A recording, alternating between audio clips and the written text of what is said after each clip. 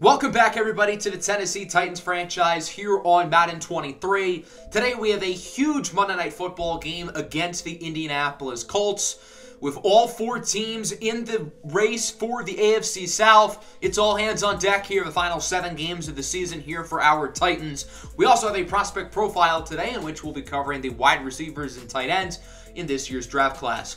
Last episode was a very successful one for us. We had a doubleheader and ultimately won both games, beating the Falcons and Buccaneers in very different ways. The Atlantic game went into overtime, and we were able to get a 56-yard game-winning touchdown by the rookie Rocket Reddick. And then against the Buccaneers and our former quarterback Ryan Tannehill, he got intercepted 4 times in the loss. One of those interceptions was a pick 6 by the rookie Cardell Simpson, who ultimately ended up winning the AFC's Defensive Player of the Week award for Week 11. Cardell Simpson has been balling this year. I mean, he has been great. Our corners have been pretty inconsistent this year. Caleb Farley and Roger McCreary have not been consistent in coverage, and then Christian Fulton has had bricks on his hands the entire season. Going into the draft last year, cornerback was our strongest position, but we still used a second-round pick on Cardell Simpson, showing that it's always good to draft best available rather than focusing on just need. And that's fitting because we have a prospect profile today. We've gone through quarterbacks and running backs, so now it's time to talk about the pass catchers in this year's draft class. We have invested quite a bit into the wide receiver position in this series. We used a first-round pick on Scotty Pickens last year, and he has been great. By the way, his development trait should be revealed after the game today, but he has been well worth our first-round pick. This is a budding star who looks like the favorite for the AFC Offensive Rookie of the Year. We signed Mecole Hardman to a nice deal. We have former first-round pick Treylon Burks, and then Robert Woods is pretty solid as well, along with A.J. Redico, who we drafted in the 5th round this year. However, it doesn't hurt to add more pass catchers, and as we see the NFL continuing to evolve, wide receiver is becoming a more valuable position than ever. You need 2 to 3 really good wide receivers, and I'm not convinced that we have more than 2 or 3 guys who are really good. This is a talented group of wide receivers as we start off at the top with Bryce Berry III out of Oklahoma.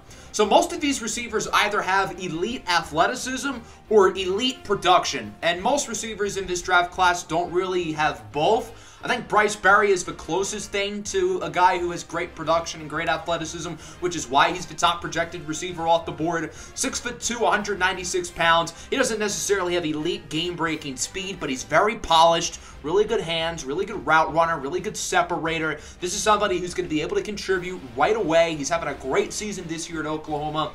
No, he maybe doesn't have the physical tools to become an all-pro, but I'm confident this is going to be somebody who is going to be a really solid wide receiver at the next level right away. I'm not as confident in saying that about these next 2 guys, D'Adon Washington and T.K. Thomas, but I think both players have a higher ceiling than Bryce Berry III. Let's start with Washington, who after his sophomore season 2 years ago, we were looking at him as the best receiver in the country. He looked like he was going to be a can't-miss top 5 pick. And as his junior and now senior seasons have gone along, that hasn't really been the case. He hasn't matched his sophomore season production. He regressed going from his sophomore year to his junior year, and then he's regressed even more this season, which is especially concerning because the quarterback play this year has been a lot better for Texas. So, despite the lack of production since 2021, there's still a lot of reasons to like Washington. He's 6'4", 220 pounds of great athleticism and great length and size. This is somebody who has a chance to be a true alpha receiver. We just haven't really seen him do it in college for the last 2 seasons. As for T.K. Thomas, he also hasn't taken the leap this year that many people wanted him to. He has a little bit more of an excuse with his quarterback Bartholomew Blount slightly regressing from last year to this year. So I think Thomas has more of an excuse than D'Adon Washington.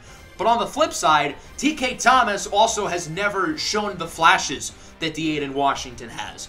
Thomas is another big freak athlete, 6'5", 220 pounds.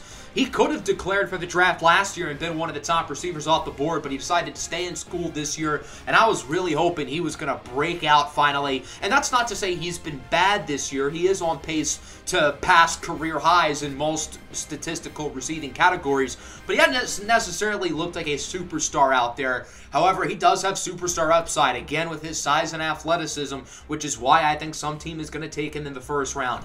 Now we get to the fringe first rounders, and we start with Hector Estrada III out of Arizona State. So the two things that I've really been talking about these wide receivers are athleticism and production. And I think Estrada has a better combination of those two things than any receiver in the draft. So if he is the first receiver off the board, I wouldn't really bat an eye. 6'2", a little bit under 200 pounds, really good athleticism, really good speed, good hands, good route runner as well. He's been a little bit worse this year than he was last year, but he's still been really good the past 2 seasons for the Arizona State Sun Devils. And I think a lot of evaluators are going to have him as their top receiver in this draft class. And I do think he probably will be one of the 3 first receivers off the board when it's all said and done in April. I think he's a really, really talented player. Then we get to Romeo Gardner out of Mississippi State, who entered the year as a possible 3rd or 4th rounder. Now he's being looked at as a 1st rounder. That's largely because of the play of quarterback DeAndre Smith, who also began the year as a fringe day 2 pick and is now looking like a 1st rounder. But that's not to take away anything that Romeo Gardner has done, because he's been arguably the best receiver in all of college football this year. He's only 5'10", and he doesn't necessarily have elite athleticism, but he plays big. He's 215 pounds. He's really tough. He knows how to make catches in contact. Very good route runner. Very good separator as well. I think he's really going to be able to win on the outside despite only being 5'10". He's already at around 1,200 receiving yards this season, and Mississippi State's only played in, I think, 7 games. So he has just been utterly remarkable for the Mississippi State offense.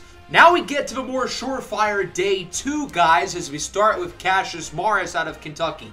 He's another guy who's had really good quarterback play this year, with Isaiah Gordon blossoming for the Kentucky offense. But again, that's not to take anything away from Cassius Morris, who has really blossomed, and he's broken out into his own right this year. Morris has some really good NFL measurables. 6'2", 217 pounds, good speed, good quickness, and he's not necessarily a super polished receiver, but there isn't like any red flags in his game. He doesn't have bad hands. He's not a bad route runner. He's not great in those areas, but I am confident he can improve for sure. Bubu Drame from Northwestern is one of the more polarizing players in this class. He's 6'5" and 178 pounds. He is a very unique physical specimen, and you don't normally find this prototype of the wide receiver position. So I think that's going to scare some teams off, but his explosiveness with his size and his arm length is really impressive. So it's just about adding more weight and play strength, which hopefully he'll be able to do under an NFL organization. Going into the season, Drame was just an athletic freak with upside, but now he's a really good wide receiver who also happens to be an athletic freak with upside.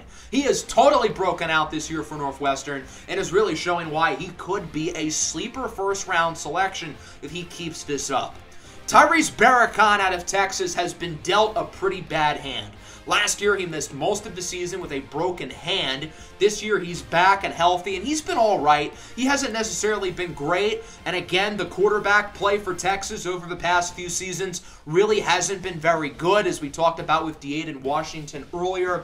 I think Barracon's going to be a better pro than he is college player. He knows how to get open. He's not the most consistent at times, but I think at 5'11", 204 pounds, with solid athleticism, I think he's going to be really good in the slot, and I think he will be able to manage on the outside because he's done it at Texas. Now we get to more of the fringe day 2 guys, with guys like Benvolio Voa, Jordan Jones, Shahir Zahid, and Nehemiah Dalton. Jordan Jones out of Clemson's a really interesting player because he has Kate Hutchinson throwing him the ball. Hutchinson's the best quarterback in the country, so you'd think a guy like Jordan Jones would really play well, and that hasn't been the case. Jordan Jones is a total athletic projection going into the NFL. He's really not a good wide receiver now, but with his size and his speed, he's maybe the fastest player in the entire draft, coming in at 6'4". He's a really good route runner as well, but he just doesn't have great hands, and he's not a great separator either. So he's got a long ways to go in his development, but with his athletic upside, somebody's going to take a flyer on him, and the ceiling with him is sky high. He could be a superstar, or he could be awful. I also want to talk about Nehemiah Dalton Jr. because he's been a really good player these past few seasons at Middle Tennessee State. Now, last year, Dalton was unbelievable. He was the best player on their offense up until he suffered a broken vertebrae. This year, he's back. He's been pretty much as good as he was last year. So, although there are going to be some medical question marks with the broken vertebrae, it seems like he's going to be just fine. The thing with him is he doesn't really have NFL athleticism. 6'2", 200 pounds, but he's a little bit slow, and he just doesn't really have elite quickness. He's a polished receiver who I think is going to be good right away, but I don't think there's game-breaking upside with Dalton. I do think the floor is high, and you'll be getting a good player probably in the late third round. Let's now move on to some of the day 3 guys. Joshua Ubuko from Vanderbilt, Montrell Hughes from Georgia, big piece to their championship run last year. I really want to talk about Shamir Cason out of North Carolina. Last year, North Carolina's top receiver, Rambo Lumpkins, surprisingly declared for the draft. And I say surprisingly, but it ended up being a good decision by Rambo as he was the top receiver off the board. That has meant that Shamir Cason has had to be UNC's #1 guy, and he has been exactly that. Cason is the #1 receiver in the best passing offense in college football, at least in terms of yardage. So yes, he is in a pass-first system, but he already has over 1,000 yards on the season. He's been really, really good, and I think his ability to get open and make plays with the football in his hands is going to be really intriguing. Maxwell, Kendrickson, and Will are all really good slot guys, and then as we go down even further, Evan Baker out of Michigan's an intriguing player. He's very similar to Jordan Jones out of Clemson, who we talked about earlier. Baker is super big, he's super fast, and that's it. He's a total athletic projection who has a really, really high ceiling, but also a really low floor. Baker has just not consistently shown the flashes to be a great receiver, but he's super fast. He's a good route runner too, but he doesn't have great hands, isn't a great separator, and you just hope for more production out of him. So the ceiling is sky high. Somebody's going to take a chance on him, probably in the 4th or 5th round, hoping they can develop him. There's a long way to go, but he's got a chance to be really good.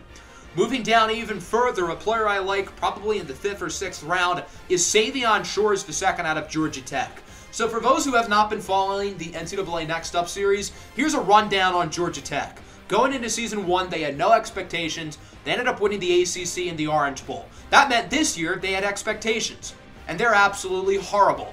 However, that has not been at the fault of Savion Shores, who's been really good despite a major decrease in quarterback play. His QB last year, Garrett Pace, is Malik Willis's backup here in Tennessee, so he's had a much younger quarterback who isn't as good, but Shores has still been really solid, and I think he's going to be a steal in the 5th or 6th round.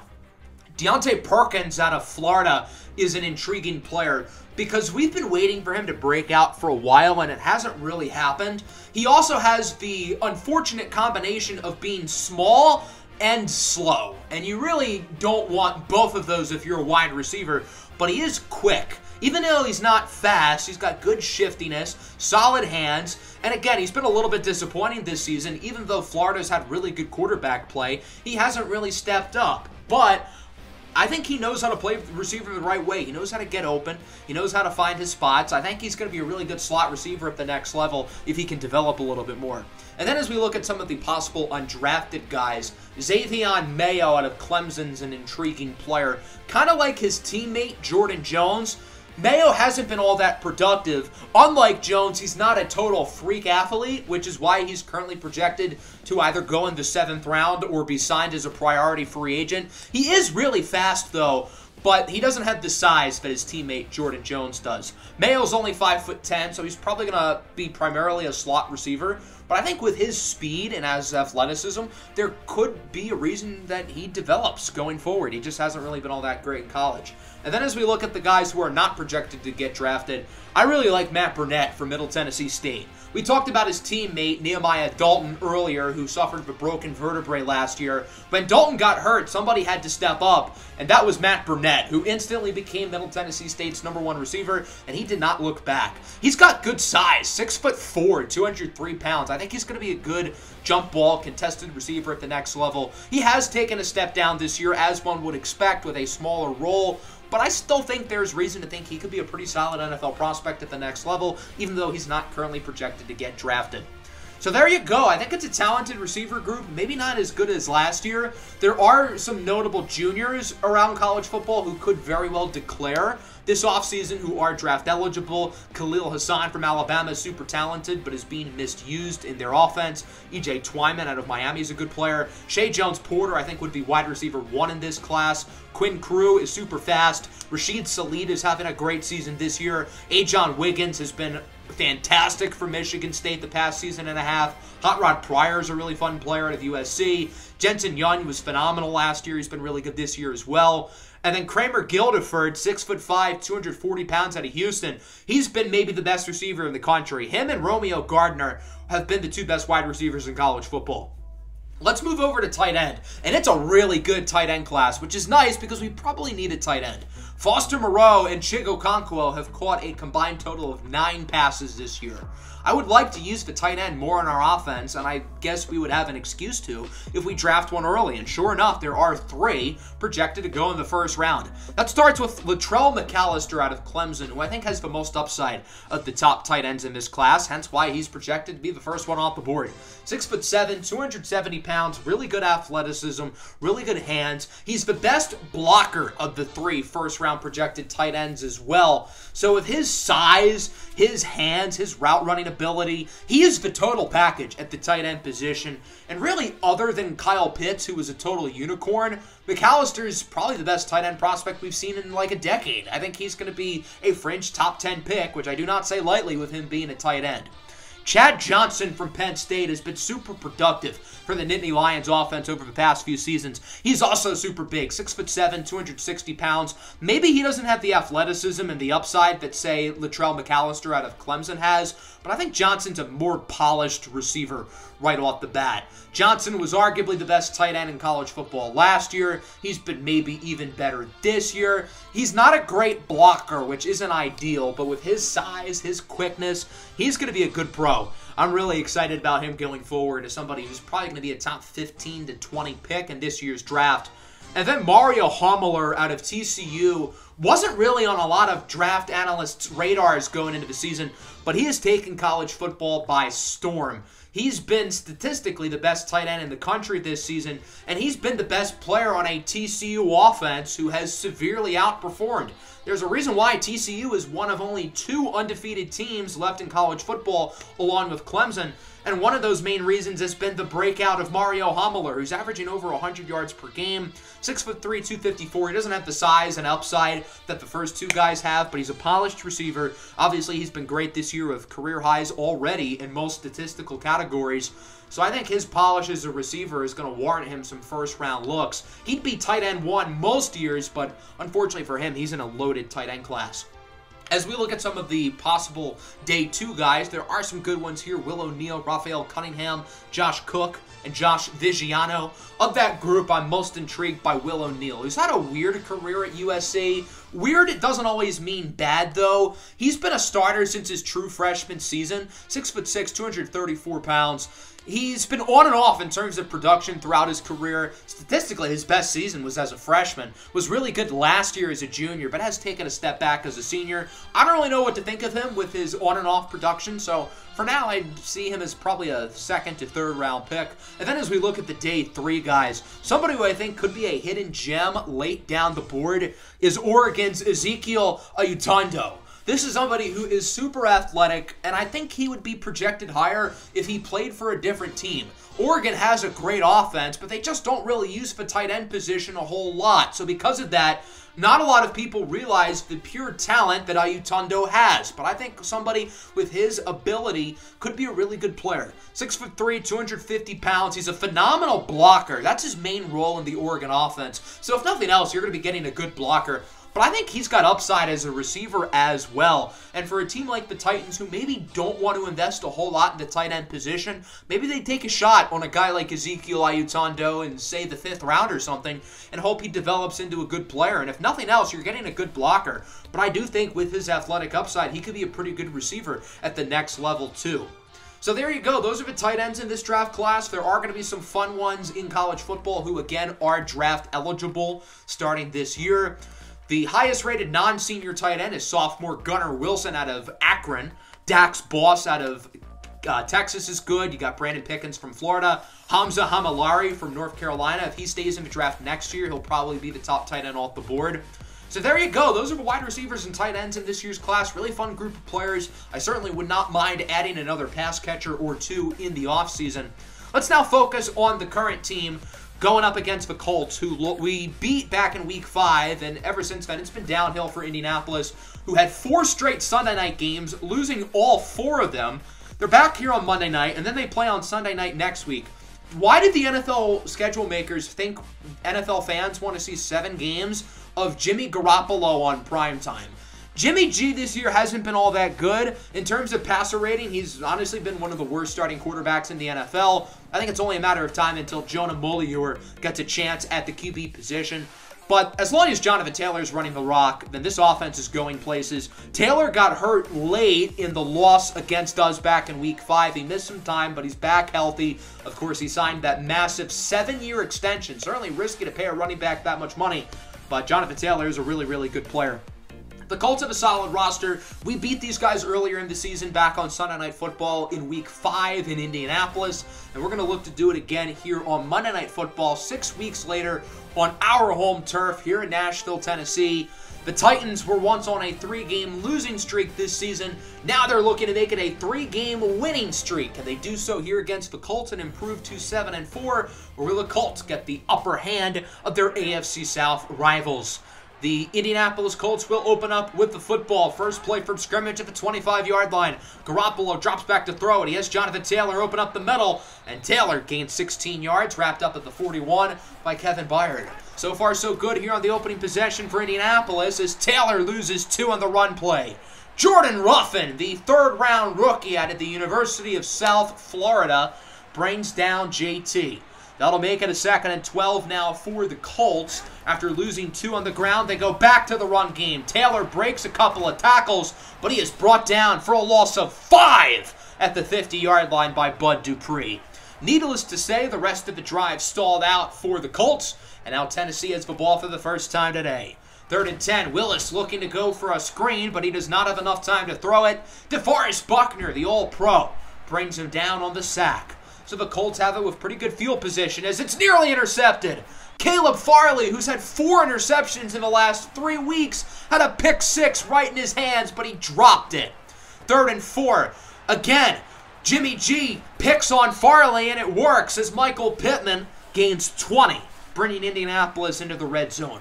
1st and 10 at the 12 for the Colts. Garoppolo has an open man. It's the tight end, Mo Alley-Cox, for the touchdown. And the Colts are on the board first here on Monday Night Football as it's 7-0. Titans with it on their following possession. Willis goes up the middle for Rocket Reddick, the rookie out of Minnesota. The Titans are looking to get Reddick involved early and often here in the passing game today, trying to show what he can do as a receiver.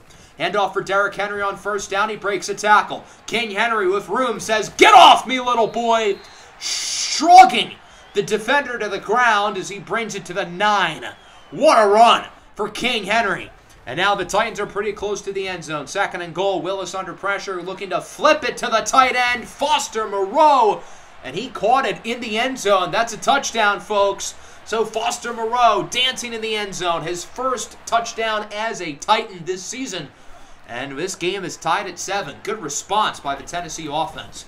Colts have it back. 2nd and 2. Jonathan Taylor breaks a tackle. Jukes away from Simpson. Jonathan Taylor. There he goes. Nobody's in front of him. Simpson's going to try to catch him, and he cannot. A 68-yard touchdown run for Jonathan Taylor. And the Colts are right back on top here, exiting the first quarter 14-7. It's been an action-filled game up to this point. Titans with it back. 3rd and 5. Willis is intercepted. Darius, Shaquille Leonard picks it off. He gets a block, and he is gone. A pick 6 for Shaq Leonard, and the Colts are up 21-7. They scored 2 touchdowns within a matter of a minute, and now the Titans really got to respond as Foster Moreau gains 22. So far, Malik Willis not looking all that good today. Obviously, the pick 6, certainly not ideal. He does make a nice throw here on 3rd and 10 as the Titans will convert, getting the first down. 2nd and 2 now from the 33 for Tennessee. The Colts have all the momentum. Handoff here for Derrick Henry with room up the middle, breaks the tackle. And the Titans are starting to move the ball down the field a little bit as the rookie defensive tackle Zaire Savage II is hurt on the play. 3rd and 6, pass is caught by the rookie Scotty Pickens. He gets it to the 5, and again, the Titans are getting pretty close here to the end zone as they look to make it a one-score game. 1st and goal at the 5. Willis drops back to throw it under pressure, trying to get rid of this football. He's trying to do too much, and that leads to a big sack for a loss of 15. Kwity Paye is the one with the sack. Sometimes Malik Willis tries to do hero ball too much, and it obviously backfired. Willis had an open Pickens, but misfired. You can't miss that throw. Scotty Pickens was wide open. 3rd and goal now. Play action fake. Willis looks to throw it, hoping somebody can get open, and he gets it in the hands of Robert Woods, but the safety breaks up the pass. So that'll bring out the field goal team. It's a 37-yard attempt for Fat Randy Bullock. He splits the uprights, and the Titans are back on the board, but they still got some big damage control to do as it's 21-10. Here's Jonathan Taylor on 2nd and 7, trying to fight for yardage, but he loses 3. Zach Cunningham, the veteran linebacker, credited with the tackle for loss. 3rd and 10, under 5 minutes left in the half. Garoppolo looking to throw it. He's under a little bit of pressure, going to try to get rid of it, and it's broken up at the 50-yard line by David Long. Should have been intercepted, but nonetheless, the Titans will get it back here, looking to make it a one-score game. 1st and 10, Willis looks to throw it, and he will connect. Pass is caught by Scotty Pickens once again. He gets it to the 45-yard line. Willis has missed a lot of throws. He's been very inefficient here in the first half. Willis has been pretty inefficient the past few weeks, so that's certainly not encouraging. Here's Rocket Reddick with blocks. He gets about 15 yards. Good run there for the rookie Reddick, who has continued to be a star ever since he came back from his injury. Although Reddick's been taking the league by storm, don't forget, Derrick Henry's still the guy in this backfield as he gets 20 yards. Derrick Henry is running it down the Colts' throats today. 3rd and 7, pass is caught inside the 5. Again, it's the rookie Pickens who makes the play. 3rd and goal now at the 1, clock ticking. The Titans are trying to chew some clock here, hoping Indianapolis won't get the ball back with much time as Derrick Henry powers his way into the end zone for a touchdown. And it's a one-score game once again. 21-17. The Colts have a timeout in 40 seconds. Can they score before halftime? Garoppolo on 1st down goes up the middle. Pass is caught by DJ Chark. Gets it to the 41-yard line. Now down to under 10 seconds. Colts still at that timeout as Chark hauls it in again and goes out of bounds at the 20. With 5 seconds to go, the Colts aren't going to risk it. They could look to take a shot for the end zone, but they don't know if they're going to have enough time to get the kickoff. So they'll bring the field goal team out right now. 37-yard try is good from Brian Santoso. And that'll wrap up the first half. It has been a jam-packed half of football. The Colts lead 24-17 here against our Titans. Let's take a look at the halftime report here for Week 12. Since this is the Monday night game, every other game this week has ended. Taking a look at some notable scores, the Bucs get back on the win column after losing to Tennessee last week as they beat New Orleans 34-20 off the backs of a good game from Ryan Tannehill. The Dolphins lose to the Chargers 40-30. Miami is 2-9 on the year. Not really sure what they're going to do with Tua Tagovailoa in the offseason. He's a free agent, and Tua's playing well, but the team's not winning games. On Sunday Night Football, the Packers beat the Panthers 27-24, and then looking at the 3 Thanksgiving games, the Bears beat the Lions in a shootout. Justin Fields and Clyde Williamson both played really well in that game. The Cowboys remain undefeated as they beat the Eagles 38-24. And then the 49ers' 6-game win streak comes to a close as they lose to the Washington Commanders 28-7. The Niners' 6-game win streak started back in Week 5 against the Titans. As we go into the second half, the pass game has been brutal. Malik Willis has a passer rating under 50 on short passes. That's abysmal. And then defensively, we're really going to focus on stopping the run because Jonathan Taylor is pretty good at football. Tennessee opens up with the football here in the third quarter. Here's Henry, weaving way through defenders as he gains 23 yards. Derrick Henry now in the century mark in yardage for the evening with 121 on just 11 carries. 3rd and 7, Willis is sacked and the drive quickly stalls out. Kwity Paye with another sack, his second of the ball game. That'll force a punt, and the Colts have it back. 2nd and 9, Garoppolo with a nice strike up the middle for Pittman, who gets laid out by Kevin Byard, but not before getting the first down. Following play from the 37-yard line, empty backfield, just Jimmy G. As he looks to throw it on first down, goes short for Mo Alley-Cox, and the Colts are moving it well. This is Jimmy G football, dink and dunk passing, but smart and efficient reads. That's how Jimmy Garoppolo wins. Third down, Garoppolo incomplete. Another dropped interception for Fairley, his second of the game. So the Titans get it back. Both offenses start with pretty lackluster opening drives here in the third quarter. As on first down, Willis has an open man. It's Scotty Pickens. Pickens weaving his way past defenders. He gets 17 yards. When in doubt, try to get the ball in Scotty Pickens' hands. That's Malik Willis's first read. More times than not. There you go. Pickens again with the longest play of the night.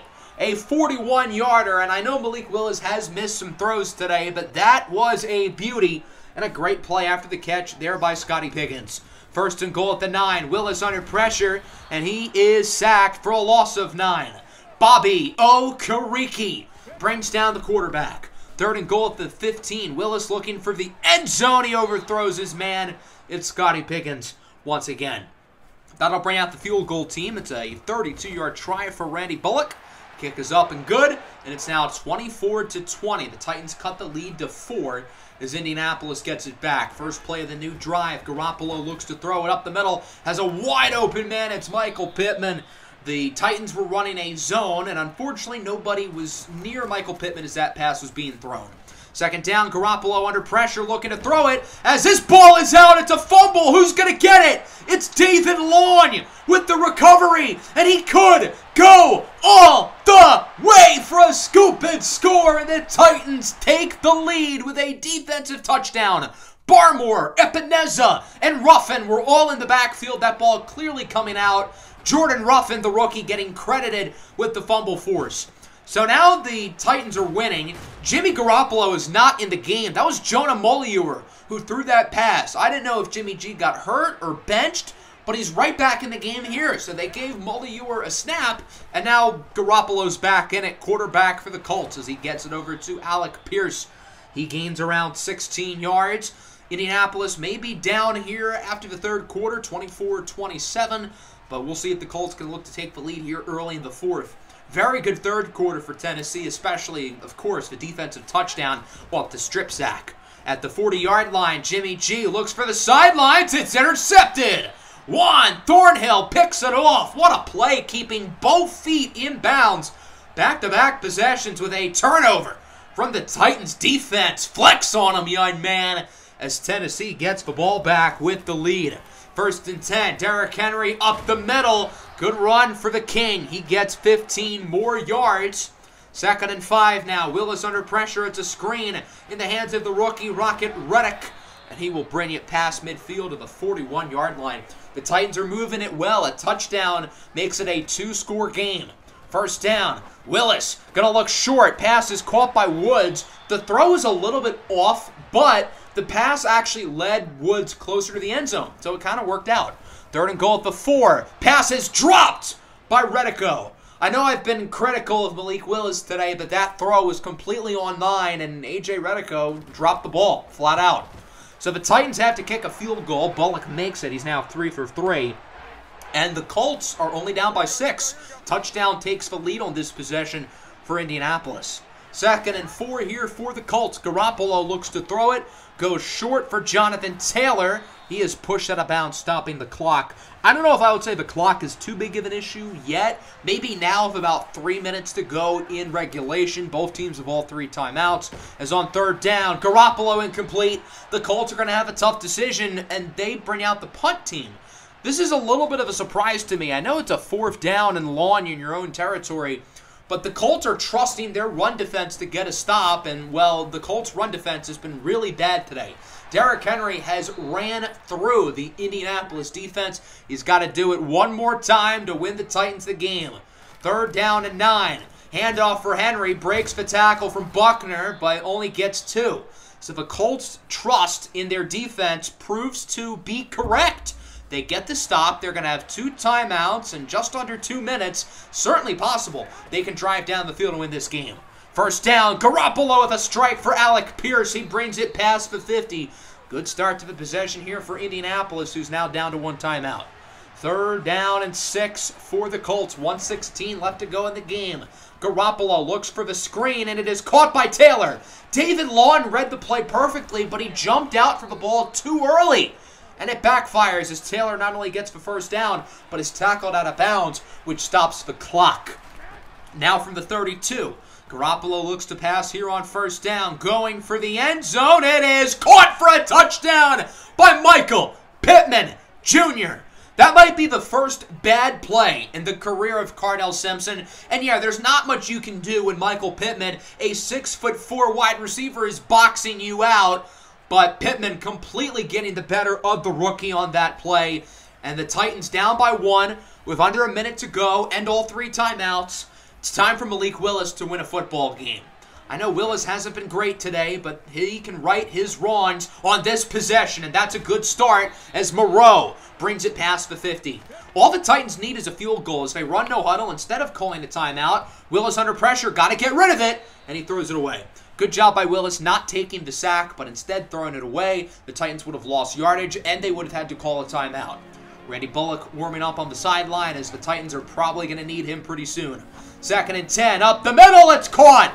Treylon Burks with a huge catch to the 20 as Tennessee calls a timeout. They've still got 2 more at their disposal. They can try to get closer and even try to punch it in the end zone, but they can't afford a turnover. They can't afford a sack.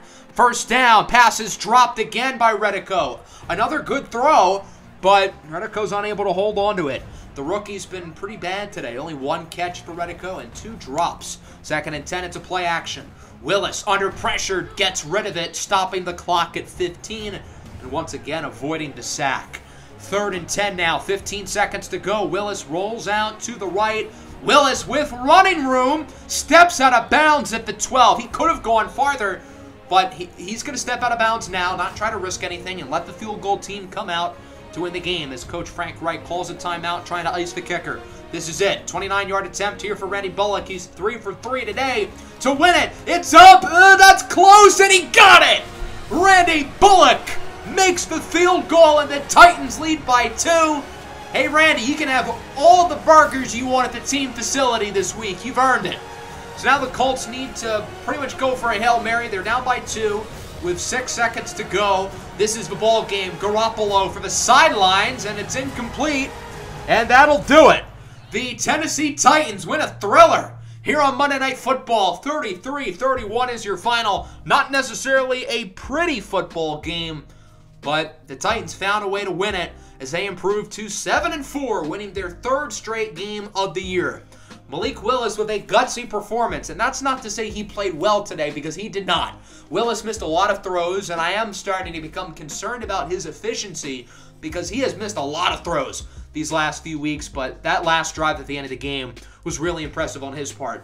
Jimmy G with a Jimmy G type game. He wasn't bad, he wasn't good. He was probably better than Malik Willis, who completed less than 50% of his passes, but overall, when it mattered, Willis made some big-time throws. On the ground, Derrick Henry and Jonathan Taylor both played like Henry and Taylor. In the past game, Scotty Pickens is really good at football, in case you all forgot. The offensive line only allowed a few sacks, but I think Willis was pressured like 14 times compared to Jimmy G being pressured 3 times. That's unacceptable from both the pass rush and the offensive line, but shout out to Jordan Ruffin with a big strip sack, and then Randy Bullock 4 for 4, including the game-winning field goal. So as I was upgrading players, look at Cardell Simpson. It says he has an ability slot. So that means he is at least superstar development. That's pretty cool. What's not pretty cool is we have a new injury. Right tackle Nick Petit-Frere broke his ribs. He's only going to be out 1 week. And we do have Mecole Hardman and Fletcher Cox both returning next week. That's pretty cool. Players of the week, Justin Fields, Justin Herbert, Deion Jones, and Darius Shaquille Leonard. 15 tackles and a pick 6, but also a big, fat, juicy L. So now that we're in week 13, the playoff picture bracket is now here, and if the season ended today, we would be the 4 seed in the AFC. We currently lead the division by 2 games ahead of the Texans and Jags. Our next 2 games are against the Texans and the Jaguars. The next episode will be a doubleheader. As it stands now, we're only half a game behind the 2 seed and only 1 game behind the top seed. So as much as we're playing for the division the rest of the year, we're also playing for seeding, and we could get a really high seed in the AFC if all goes well. That'll wrap up the episode. Hope you guys enjoyed. Make sure to leave a like and subscribe to the channel if you are new. Peace out. Tighten up.